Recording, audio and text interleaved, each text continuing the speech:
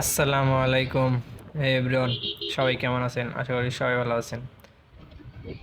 MS risky rider পেজের পাশে থাকার জন্য সবাইকে ধন্যবাদ। সবার কাছে একটি অনুরোধ, আমার এই পেজটি ফলো দিয়ে আমার পেজের পাশে থাকবেন। সবাইকে জানাই অসংখ্য ধন্যবাদ।